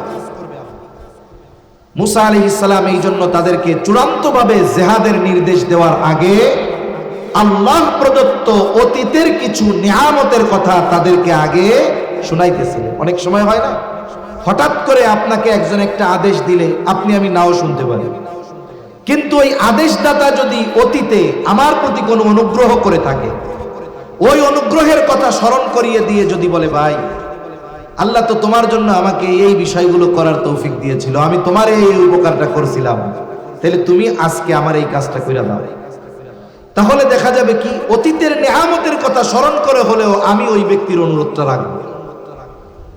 এই জন্য মুসা আলাইহিস সালাতু ওয়াস সালাম বনি ইসরাইলদেরকে চূড়ান্তভাবে নির্দেশ দেওয়ার আগে আল্লাহ প্রদত্ত কিছু নিয়ামতের কথা তাদের স্মরণ করায় দেন। সেই কথাই আল্লাহ তাআলা বলেন, وَإِذْ قَالَ مُوسَى لِقَوْمِهِ يَا قَوْمِ اذْكُرُوا نِعْمَةَ اللَّهِ عَلَيْكُمْ إِذْ جَعَلَ فِيكُمْ أَنْبِيَاءَ وَجَعَلَكُمْ مُلُوكًا। মুসা আলাইহিস সালাম তার সম্প্রদায়কে বলতেছে, ইয়া কওমি যকুরু নি'মাতাল্লাহি আলাইকুম, হে আমার সম্প্রদায় তোমরা আল্লাহ প্রদত্ত এই নিয়ামতগুলোর কথা স্মরণ করো, যেই নিয়ামতগুলো আল্লাহ তাআলা তোমাদেরকে দিয়েছেন। 1 নাম্বার, ইয জাআলা ফীকুম আম্বিয়া, তিনি তোমাদের মধ্য থেকে অনেক নবী পাঠিয়েছেন। ইব্রাহিম আলাইহিস সালামের পর থেকে নিয়ে ইসহাক আলাইহিস সালাম, ইয়াকুব আলাইহিস সালাম, ইউসুফ আলাইহিস সালাম, ধারাবাহিকভাবে আল্লাহ নবী পাঠিয়েছেন। এই দুনিয়ার মধ্যে দ্বীনের দিক দিয়ে সবচেয়ে বড় নিয়ামত হলো নবী পাওয়া, এটা সবচেয়ে বড় নিয়ামত। আর নবীজি সাল্লাল্লাহু আলাইহি ওয়াসাল্লাম বলেন, বনি ইসরাইল কখনো নবী শূন্য হয় নাই। একেবারে ইয়াকুব আলাইহিস সালাম থেকে নিয়ে ঈসা আলাইহিস সালাম পর্যন্ত যখনই কোনো নবী ইন্তেকাল করত, আল্লাহ তাআলা আরেকজনকে নবুয়ত দিয়া ওই শূন্য স্থান পূরণ করে দিতে। এরপরে বলেন ওয়াজআলাকুম মুলুকা, তোমাদেরকে আল্লাহ তাআলা শুধু পরলৌকিক নিয়ামত দান করেছে তা না, জাগতিক জগতে আল্লাহ তাআলা তোমাদেরকে বাদশাহী দান করেছে। ইউসুফ আলাইহিস সালাম তোমাদের মধ্য থেকে বাদশাহ, পরবর্তীতে সুলাইমান আলাইহিস সালাম, দাউদ আলাইহিস সালাম সহ অনেককে আল্লাহ তাআলা বাদশাহী দান করেছে। এটা হলো দুনিয়ার মধ্য দিয়ে বড় নিয়ামত। জাগতিক দৃষ্টিকোণ থেকে বড় নিয়ামত হলো রাজত্ব, আল্লাহ এটাও দিছে। পরলৌকিক দৃষ্টিকোণ থেকে বড় নিয়ামত নবুয়ত, এটাও আল্লাহ তোমাদের মধ্যে দিয়েছে। শুধু তাই না, ওয়া আতাকুম মা লাম ইউতি আহাদাম মিনাল আলামিন, আল্লাহ তাআলা তোমাদেরকে এমন কিছু নিয়ামত দিয়েছে যা বিশ্ব জগতের আর কাউরে দেয় না। এটা ওই পর্যন্ত যখন মুসা আলাইহিস সালাম বলছে তখন, কিন্তু এই দুনিয়ায় মুহাম্মদুর রাসূলুল্লাহ সাল্লাল্লাহু আলাইহি ওয়াসাল্লামের উম্মত হওয়া, নবীর মতো বরকত রহমত নেয়ামত আর কোনো কিছুই এই দুনিয়ায় নাই। তবে মুসা আলাইহিস সালাম যখন বলতেছে এই কথা, ওই সময়কাল পর্যন্ত আল্লাহ বনি ইসরাইলদেরকে যা দিয়েছে, এর আগে গোটা সৃষ্টি জগতে, বিশ্ব জগতে আল্লাহ তাআলা ওই রকম নেয়ামত আর কাউরে দেয়নি। সুবহানাল্লাহ। যেই আল্লাহ তোমাদেরকে আখিরাতের শ্রেষ্ঠত্ব দিয়েছে, শ্রেষ্ঠ নেয়ামত দিয়েছে, দুনিয়ার শ্রেষ্ঠ নেয়ামত দিয়েছে, এমন নেয়ামত দিয়েছে দুনিয়ায় আর কাউরে দেয় নাই, ওই আল্লাহ তোমাদেরকে এই পৃথিবীর সবচাইতে দামি ভূমি জেরুজালেম তোমাদের দিতে চায়। এজন্য শুধু তোমাদের সামনে অগ্রসর হতে হবে, বরং এই যুদ্ধে জয়ী হওয়ার ঘোষণা আল্লাহ তোমাদের আগের থেকে দিয়ে দিয়েছে। সুবহানাল্লাহ। এই নেয়ামতগুলোর কথা বর্ণনা কইরা মুসা আলাইহিস সালাম এবার যুদ্ধের আদেশ দিয়েছে। ইয়া কওমি দখুলুল আরদাল মুকদ্দাসাতাল্লাতী কাতাবাল্লাহু লাকুম ওয়া লা তারতাদ্দু আলা আদবারিকুম ফাতানকালিবু খাসিরিন। মুসা আলাইহিস সালাম এবার বলতেছে, যে আল্লাহ তোমাদেরকে এত নেয়ামত দিল, সেই আল্লাহর পক্ষ থেকে আদেশ এসেছে জিহাদ করবা। হে আমার সম্প্রদায়, ইয়া কওমি দুখুলুল আরদাল মুকদ্দাস, তোমরা ওই পবিত্র ভূমির দিকে অগ্রসর হও, প্রবেশ করো। আল্লাতী কাতাবাল্লাহু লাকুম, যেই পবিত্র ভূমির মালিকানা আল্লাহ তোমাদেরকে দিয়েছে। তোমরা শুধু সামনের দিকে অগ্রসর হবা, তোমরা পেছনের দিকে অগ্রসর হবা না। ওয়ালা তারতাদ্দু আলা আদবারিকুম ফাতানকালিবু খাসিরিন, সামনে যদি অগ্রসর হয়ে যাও, তোমাদেরকে ওই শক্তিশালী জাতির বিরুদ্ধে বিজয় যিনি দান করবেন তিনি কে? তবে পেছনে আসা যাবে না, অল্প সময়ের মধ্যে কথা শেষ। এরপরে আমরা এই আয়াতগুলো থেকে শিক্ষণীয় কি 2-1 মিনিটের মধ্যে জেনে নেব। তাহলে পেছনে যদি ফিরে আসো ক্ষতিগ্রস্ত হবা, সামনে যদি অগ্রসর হও, শত্রু যত শক্তিশালী হোক, বিজয় তোমাদের হবে। এখন এই সব গোত্রের মানুষ যাদের সাথে যুদ্ধ করা লাগবে, তাদের শক্তি সম্পর্কে তো জানছে নাকি? জানছে না? বিজয়ের সংবাদ আল্লাহ দিয়ে দিয়েছেন। ওরাও ওই প্রতিনিধিদের মাধ্যমে ওই জাতির শক্তিশালী হওয়ার খবর জানছে। কতটা অকৃতজ্ঞ দেখেন, আল্লাহ বিজয়ের সুসংবাদ দেওয়ার পরেও শত্রুকে ভয় করে আল্লাহ তাআলার নির্দেশ অমান্য করতেছে। সুসংবাদ দিয়েছে জয়ী হবা, এরপরেও আল্লাহর আদেশের চাইতে ওই আমালিকা গোত্রের সাথে জিহাদ করাটাকে তারা নিজেদের জন্য অপছন্দনীয় বানায় নিয়েছে। তারা জবাবে কি বলতেছে? قالوا يا موسى إن فيها قوما جبارين وإنا لن ندخلها حتى يخرجوا منها فإن يخرجوا منها فإنا داخلون। যেহেতু তারা আমালিকা গোত্রের শক্তি সম্পর্কে তাদের প্রতিনিধিদের কাছ থেকে জেনে ফেলছে, মুসা আলাইহিস সালাম বিজয়ের সুসংবাদ দেওয়ার পরেও তারা জিহাদ করার ব্যাপারে এতটা ভীত ছিল। তারা বলতেছে, হে মুসা, ইন্না লান নাদখুলাহা হাত্তা ইয়াখরুজু মিনহা, আমরা কখনোই ওইখানে প্রবেশ করব না যতক্ষণ না তারা ওইখান থেকে বের হবে। ফা ইয়াখরুজু মিনহা ফা ইন্না দাখিলুন, যদি ওই আমালিকা গোত্র ওখান থেকে বের হয় তবেই আমরা ওই শহরে প্রবেশ করব।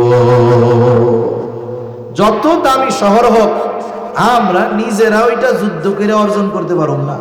ওরা যদি নিজের থেকে চলে যায়, অথবা আল্লাহ যদি ওদেরকে তাড়ায়া দেয়, তাইলে আমরা যাব, এছাড়া আমরা যাইতে পারব না। মুসা আলাইহিস সালাম এত সুন্দর করে বুঝাইয়া যখন কথাটা বললেন, কথা যখন মানলো না, স্বাভাবিক একটু কষ্ট লাগবে কি লাগবে না? লাগবে।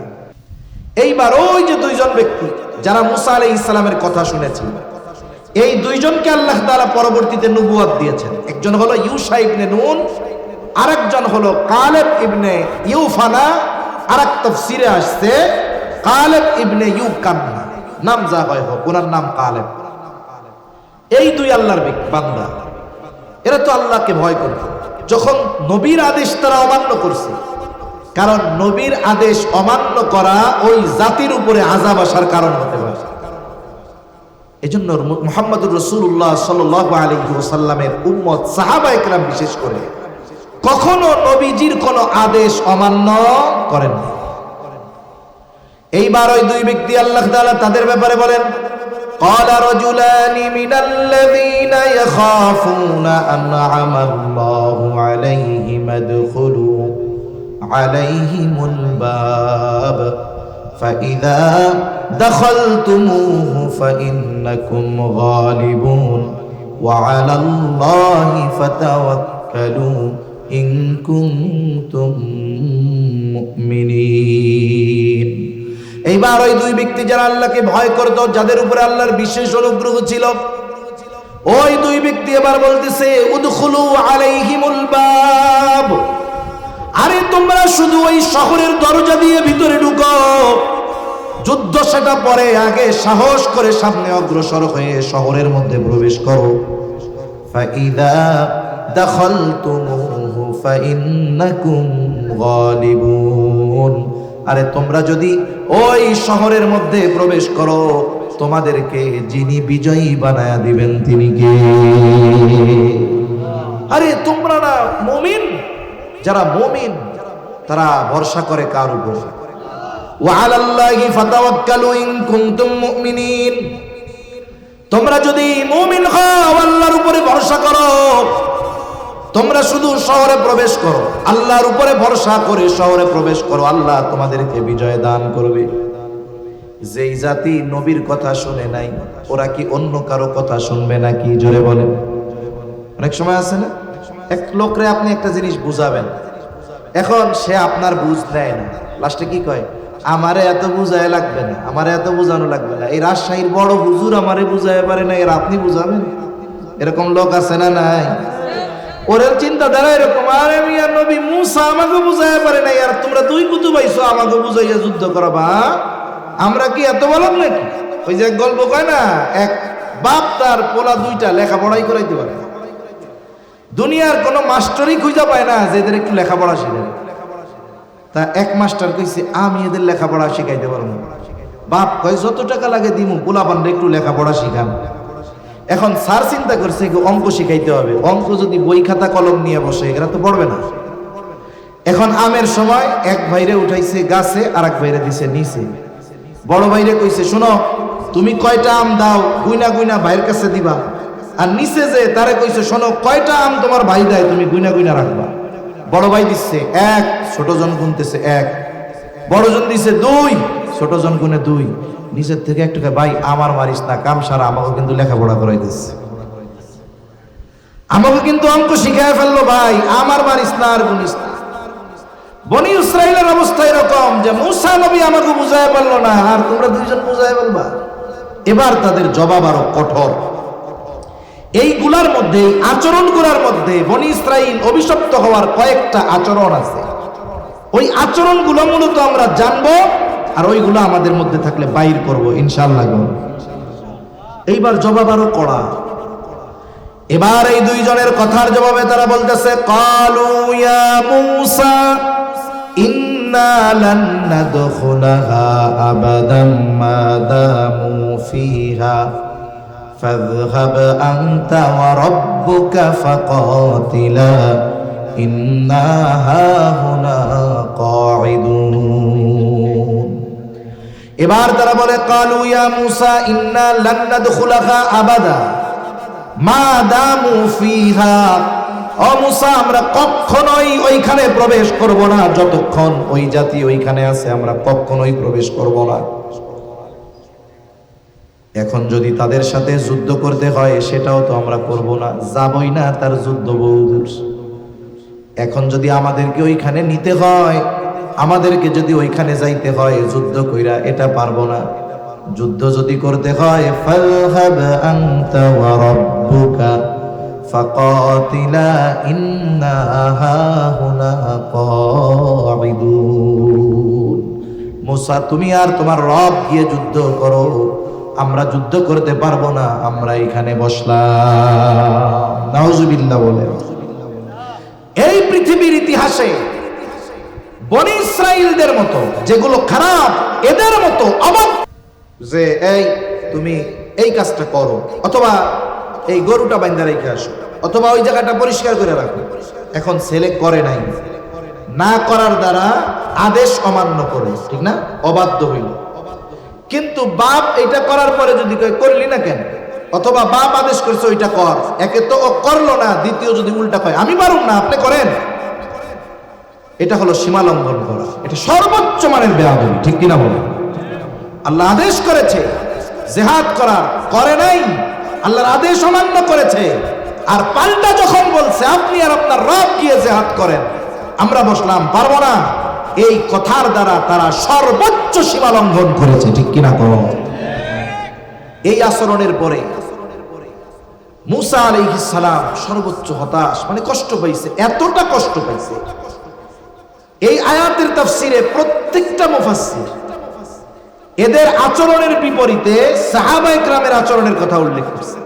আল্লাহ তাআলা শুধু শুধু তাওরাত ইনজিলের মধ্যে সাহাবায়ে কেরামের প্রশংসা করেন, আসলেও এরা প্রশংসার মতো কাজ নবীজির সাথে সব সময় করছে। বিজয়ের সুসংবাদ দেওয়ার পরেও এরা যুদ্ধে যায় না, আবার জাগতিক লাভবান হওয়ার সুযোগ ছিল, জয়ী হওয়ার নিশ্চয়তা ছিল, এরপরেও যুদ্ধে যায় না। অথচ বদরের যুদ্ধের ইতিহাস, যেখানে যদি দুই পক্ষের সৈন্যর সমীকরণ করা হয় মুসলমানরা গোনাই পড়ে না, নবীজি যুদ্ধ করতে হবে, উপায় নাই, সাহাবায়ে কেরামদের নিয়ে বসছে, মুহাজির আনসারদেরকে নিয়ে, মুহাজিরদের পরামর্শ চাইছে, বলে আমরা আর কি করব, আপনি যা বলবেন তাই করব।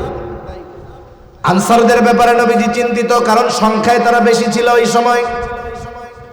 নবীজি সাল্লাল্লাহু আলাইহি ওয়াসাল্লাম তাদের মতামত চাইলেন, কয়েকজন মতামত দিয়েছে, এর মধ্যে একজন সে দাঁড়ায় বলে, ইয়া রাসূলুল্লাহ, আপনি আমাদের পরামর্শ চান, আপনি শুনে নেন, আপনি যদি আমাদেরকে উত্তাল সমুদ্রের পাড়ে দাঁড় করায় দেন, আর যদি আদেশ দেন এখনই তোমরা সমুদ্রের মধ্যে ঝাঁপায় পড়ো, ইয়া রাসূলুল্লাহ, এই আদেশ দেবার পর আপনি তাকায় দেখবেন আপনার এই আদেশের পর একটা মানুষও সমুদ্রের তীরে দাঁড়ায় থাকবে না, সাথে সাথে আপনার নির্দেশে ওই উত্তাল সমুদ্রের মধ্যে ওরা ঝাঁপায় পড়বে। আপনি আমাদের পরামর্শ কেন চান? আপনি তো আমাদের আদেশ দিবেন, যা বলবেন আমরা তাই করব। সুবহানাল্লাহ। আর ওরা কি কইছে? আপনি আর আপনার রব গিয়া যুদ্ধ করেন। অথচ 313 জন, তরবারি ছিল মাত্র 5টা না 6টা, ঘোড়া নাই। ওই বছর রোজা ফরজ হয়েছে, প্রচন্ড গরম, হাতে পাথর নিয়ে, খেজুরের ডাল নিয়ে 313 জন চলে গেছে লড়াই করতে 1000 সশস্ত্র কাফেরের বিরুদ্ধে। এটা ছিল মুহাম্মদ সাল্লাল্লাহু আলাইহি ওয়াসাল্লামের সাথীগণের আচরণ, আর ওইটা ছিল মুসা আলাইহিস সালামের সাথীগণের আচরণ। অথচ প্রতিনিয়ত তারা আল্লাহ তাআলার নিয়ামত ভোগ করতেছিল, মানে মান্না সালওয়া খাইতে খাইতে আল্লাহর আদেশ অমান্য করছে ওরা। মুসা আলাইহিস সালাম প্রচন্ড কষ্টে আল্লাহ তাআলার কাছে দোয়া করতেছে, ক্বালা রাব্বি ইন্নী লা আমলিকু ইল্লা নাফসি ওয়া আখি ফাফরুক বাইনানা ওয়া বাইনাল কওমিল ফাসিকিন। মুসা আলাইহিস সালাম বলে, ও রব, আমার নিজের উপরে আর আমার ভাইয়ের উপরে, হারুন আলাইহিস সালাম সহ বাকি ওই 2 জনের মধ্যে অন্তর্ভুক্ত, এরা ছাড়া কারো উপরে আমার নিয়ন্ত্রণ নাই, এরা কেউ আমার কথা শুনে না, এরা সবাই আমার আদেশের অবাধ্যতা করে। ফাফরুক বাইনানা ওয়া বাইনাল কওমিল ফাসিকিন, এই ফাসিকদের থেকে আপনি আমারে আলাদা করে দেন, আমি আর এদের সাথে থাকতে চাই না। একজন নবী আল্লাহ তাআলা তাকে সর্বোচ্চ ধৈর্যের জন্য প্রস্তুত করে নেন, অথচ একজন নবী তার উম্মতের আচরণে কতটা কষ্ট পেলে এই কথা বলতে পারে, আল্লাহ আপনি তাদের থেকে আমারে পৃথক করে দেন। তাদের এই আচরণ মুসা আলাইহিস সালামের জন্য কত কষ্টকর ছিল। অথচ যখন মক্কা বিজয় হয়ে গেছে, মদিনার সাহাবায়ে কেরাম চিন্তা করতেছে, নবীজি তো কাফেরদের জুলুম অত্যাচারে মদিনায় হিজরত করে আসছিল, ওইখানেই তো তার জন্ম, ওই জায়গায় তো তার শৈশব কৈশোর যৌবন অতিবাহিত হয়েছে, এখন আবার মক্কা বিজয় হয়ে গেছে, নবী মনে হয় আর মদিনায় থাকবে না। নবীজি কোনো কিছু বলেন নাই, কিন্তু আনসার সাহাবাদের মধ্যে কান্নার রোল শুরু হয়ে গেছে যে নবীজি হয়তো আর মদিনায় ফিরে আসবে না। নবীজি আনসারদের এই অবদান, তাদের ত্যাগ, তাদের সাহায্যকে মূল্যায়ন করেছে। নবীজি সাল্লাল্লাহু আলাইহি ওয়াসাল্লাম যতক্ষণ না আনসার সাহাবায়ে কেরামকে জানাইছে যে না, আমি তোমাদের সাথে মদিনায় অবস্থান করব, ততক্ষণ পর্যন্ত আনসার সাহাবাদের কান্না থামে না। আর এই উম্মতের জন্য দোয়া করছে যে এর থেকে আপনি আমারে আলাদা করে দেন, এরা আমার কথা শুনে না। এই যে আল্লাহ তাআলা, এই কারণে তারা আযাবের উপযুক্ত ছিল, কিন্তু আযাবটা আল্লাহ তাআলা ধ্বংস করে দেন নাই। তবে কি করলেন? আল্লাহ তাআলা বলেন, ক্বালা ফাইন্নাহা মুহাররামাতুন আলাইহিম 40 সানা ইয়াতিহুনা ফিল আরদি ফালা তা'সা আলাল কওমিল ফাসিকিন। যেই জেরুজালেমের কর্তৃত্ব, এটা শহরে প্রবেশ করলেই তারা পাওয়া যায়। শাস্তি স্বরূপ আল্লাহ তাআলা 40 বছরের জন্য ওই জেরুজালেম তাদের জন্য আল্লাহ নিষিদ্ধ করে দিলেন। আর মুসা আলাইহিস সালাম রে সান্ত্বনা দিলেন, ফালা তাসা আলাল কওমিল ফাসিকিন, আপনি ফাসিকদের উপরে অসন্তুষ্ট হয়েন না, তাদের আচরণে কষ্ট পায়েন না। তাফসীরের মধ্যে আসছে, বনি ইসরাইলেরা তখন তীর প্রান্তরে অবস্থান করতেছিল, তারা চাইতেছিল পুনরায় মিশর ফিরে যাবে বা অন্য কোথাও চলে যাবে। এই চলে যাওয়ার জন্য প্রতিদিন একেবারে সুবহে সাদিকের সময় হাঁটা শুরু করত। একটা সময় যখন মানুষের পায়ে হেঁটে দূরে যাওয়া লাগতো, গাড়ি ছিল না, মুরব্বীরা জানবে ভালো, প্রত্যেকেই একেবারে যখনই রাস্তা দেখা যাইতো অন্ধকার থাকতেই গন্তব্যের উদ্দেশ্যে রওনা দিয়ে দিত। অনেকে চিন্তা করতো যেন সূর্য ওঠার আগে আমি আমার গন্তব্যে পৌঁছায় যাই। ঠান্ডায় ঠান্ডায় বেশি পথ চলার চেষ্টা করত। ওরাও ওই সুবহে সাদিকের সময় রওনা দিত মিশরের উদ্দেশ্যে। সারাদিন হাঁটতো, খালি হাঁটতে হাঁটতে সন্ধ্যার সময় যখন ক্লান্ত হয়ে তাদের হাঁটা থামায়া দিত, তাকায় দেখতো সকালবেলায় যেখান থেকে হাঁটা শুরু করেছে সন্ধ্যার সময় ঠিক আবার সেই জায়গায় এসে উপস্থিত। এইভাবে একই প্রান্তরে তারা 40 বছর ধরে ঘুরছে। কোন কোন মুফাসসির বলেন এর মধ্যে 2 জন ব্যতীত মুসা আলাইহিস সালাম এর মধ্যে 40 বছরের মধ্যে দুনিয়া থেকে বিদায় নিছে। ওই সময় যারা ছিল আদেশ অমান্য করার সময় এরা মারা গেছে। পরবর্তীতে এদের সন্তানেরা হয়েছে ওই 40 বছরের মধ্যে। এরপরে আল্লাহ তাআলা ইউশা ইবনে নুনকে নবুয়াত দিয়েছেন, আর তার নেতৃত্বে বনি ইসরাইল আমালিকা গোত্রকে পরাজিত কইরা ওইখানে বসতি স্থাপন করছে। দীর্ঘকাল ব্যাপী তারা ওইখানে ছিল। তারপরে আজ থেকে প্রায় 2000 বছর আগে আবার তাদেরকে ওইখান থেকে সমূলে বিতাড়িত করা হয়েছে, আর ঢুকতে পারে নাই পরিপূর্ণভাবে। মধ্যে প্রায় 1 শতাব্দীর কাছাকাছি ক্রুসেডারদের নিয়ন্ত্রণে ছিল এই বাইতুল মুকাদ্দাস। সুলতান সালাউদ্দিন আইয়ুবী রহমাতুল্লাহি আলাইহির নেতৃত্বে ক্রুসেডার মুক্ত হয়েছিল বাইতুল মুকাদ্দাস। আফসোস, দ্বিতীয় বিশ্বযুদ্ধের পরে ওই পর্যন্ত এই 2000 বছর গোটা পৃথিবীতে উদ্বাস্তুর মতো ঘুরে বেড়াইছে ইহুদিরা। যে এলাকায় গেছে ওই এলাকার শান্তি বিনষ্ট করছে, আর পিটাইয়া ওকে খেদাই দিছে। কোন জায়গায় আল্লাহ তাআলা থিতু হইতে দেয় নাই। এটা ওদের চরম লাঞ্ছনা। এখন হয়তো সামরাস্ত্রে উন্নত দেশ অবৈধভাবে প্রতিষ্ঠা করতেছে, কিন্তু সম্মানের সাথে নয়, এটাও লাঞ্ছনার সাথে, ঠিক কিনা বলেন? আর গোটা পৃথিবীর ইহুদি এক জায়গা হবে, আর আল্লাহ তাআলা ওই মহেন্দ্রক্ষণ তখন আসবে, গাছ পর্যন্ত ওদের বিরুদ্ধে বলবে, এই আল্লাহর মুজাহিদ আমার পাশে একটা আছে, সাইজ কর। এইভাবে কিয়ামতের আগে আল্লাহ তাআলা ওদেরকে চূড়ান্তভাবে লাঞ্ছিত করবে। কিন্তু আফসোস, দ্বিতীয় বিশ্বযুদ্ধের পর, বিশেষ করে গত শতাব্দী, তার আগের শতাব্দীর শেষে 1897 সালে সর্বপ্রথম ইহুদি রাষ্ট্র প্রতিষ্ঠার যেই সম্মেলন, আন্দোলন, প্রস্তাব, এটা উঠানো হয়। এরপরে বেলফোর ব্রিটিশ এক মন্ত্রী, ওর মাধ্যমে ইহুদিদেরকে নতুন এক বসতি বা দেশ গঠনের সুসংবাদ তাদেরকে ওই জালেম ওই সময় দিয়ে গেছে। পৃথিবীর বিভিন্ন প্রান্তে তাদেরকে অবস্থান করার কথা বলা হয়েছে, কিন্তু তারা কোনো জায়গায় যাবে না। তারা আসবে কোথায়? এই জায়গায়। কারণ ওরাও জানে এখান থেকে এক সময় আমরা বিতাড়িত হয়ে বের হয়েছি। সেই কথা ওদেরও মনে আছে, ওদেরও বাইবেলে আছে, উল্টাপাল্টা হইলেও আছে, কোরআনে তো আছেই। এই জন্য আমেরিকার বিস্তীর্ণ ভূমিতে ফাঁকা জায়গা আছে, ইসরায়েল কেন, আরব ভূমির মতো বড় বড় ফাঁকা জায়গা, কোনো জায়গায় তারা যাবে না। তারা চাইছে কোন জায়গায়? বাইতুল মুকাদ্দাসের পাশে এক খণ্ড জমি থাকার জন্য। তারা জানে কিছু মানুষ আছে দাঁড়াইতে দিলে বসতে চাইবো, বসতে দিলে খাইতে চাইবো, খাইতে দিলে শুইতে চাইবো। ওরা চিন্তা করছে আমরা এক জায়গায় হই, এরপরে আমরা যা করার করে নিব। 1 শতাব্দীও লাগে নাই, আফসোসের ব্যাপার 1 শতাব্দীও লাগে নাই। আর এখানে তারা অবৈধভাবে প্রতিষ্ঠিত হওয়ার পেছনে সবচাইতে বড় দায়ী হলো আরব বিশ্বের ওই ভোগ বিলাসে মত্ত ওই শাসকগুলা, ঠিক কিনা বলেন? ওদের কথা বলার উপায় নাই, আমরা আফসোস করে বলি, ওরা বললেই তো হয়ে যায়। ওরা বলবে কেমন? একজনের রাজতন্ত্র দিয়া স্বর্ণের কমটে পায়খানা করার ব্যবস্থা, স্বর্ণের সিঁড়ি দিয়ে বিমান থেকে নামার ব্যবস্থা, একটু ভোগ বিলাসিতা উপভোগ করতেছে তো ওদের ওই বাবা আমেরিকার কারণে, ঠিক কিনা বলেন? এই শর্তেই তো ইসরায়েলরা এখানে বসাইছে। এজন্য যদি গাজাবাসীকে নিশ্চিহ্ন করে দেওয়া হয়, সবাই যদি মাইরাও ফেলানো হয়, আরবের মানুষগুলা ওরা এই বিষয়ের কারণে কোনো কথা বলবে না। যদি কোনো প্রতিবাদ করে মনে করবেন এর সাথে অন্য কোনো ইস্যু আছে। শুধুমাত্র গাজার এই নিরহ মুসলমানদেরকে হত্যার কারণে আরবের এই দেশগুলো প্রতিবাদ করবে না, কারণ তখন তাদের ওই সিংহাসন থাকবে না, রাজতন্ত্র থাকবে না, ভোগ বিলাস থাকবে না, তো স্নস করে দিবে আমেরিকা। কারণ ওরা আমেরিকারে ভয় পায়, আল্লাহরে ভয় পায় না, ঠিক কিনা বলেন? এজন্য সম্মানিত উপস্থিতি, এই পৃথিবীতে সবচাইতে বেশি মুসিবত হয়েছে নবী আলাইহিস সালামদের উপর।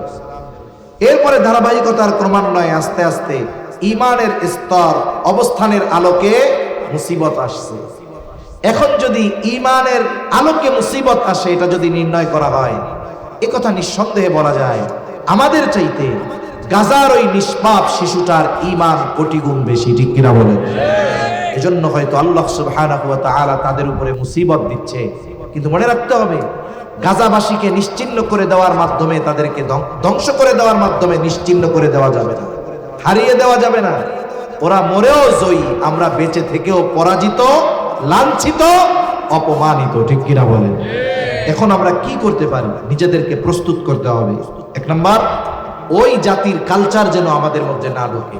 ইহুদিরা সর্বোচ্চ অকৃতজ্ঞ, সর্বোচ্চ কি অকৃতজ্ঞ। নেয়ামত পাওয়ার পরে শুকরিয়া আদায় করে নাই, বরং নাশুকরি করেছে। আমরা নেয়ামতের শুকরিয়া আদায় করব, শুকরগুজার বান্দা হব। 2 নাম্বার, ওরা সর্বোচ্চ অবাধ্য, আল্লাহ এবং তার রাসূলের আদেশ মান্য করার ক্ষেত্রে সর্বোচ্চ অবাধ্য। আমরা আল্লাহ এবং রাসূলের নির্দেশ আদেশগুলো মেনে চলব। 2 নাম্বার, এরা সর্বোচ্চ সীমা লঙ্ঘনকারী দ্বীনের ব্যাপারে। খবরদার, আমরা দ্বীনের ব্যাপারে কখনো সীমা লঙ্ঘনকারী হব না। এই কারণগুলো সহ আরো কিছু কারণ আছে। এগুলার কারণে ইহুদিরা হলো এক অভিশপ্ত জাতি, এক লাঞ্ছিত জাতি, এক অপমানিত জাতি। ওরা যদি ইসরায়েল রাষ্ট্র ভালোভাবে প্রতিষ্ঠাও করে ফেলে, এরপরেও এটা সম্মানের সাথে ওরা বসবাস করতে পারবে না। লাঞ্ছনা, অপমান, অপদস্থতার সাথে তাদের বেঁচে থাকতে হবে। আর এর চূড়ান্ত রূপ ইনশাআল্লাহ অচিরেই ঈমানদারদের মাধ্যমে তারা টের পাবে ইনশাআল্লাহ। আল্লাহ আমাদেরকে সর্বোচ্চ শুকরগুজার, তার আনুগত্যশীল হওয়ার তৌফিক দান করেন। সকলে বলি আমিন।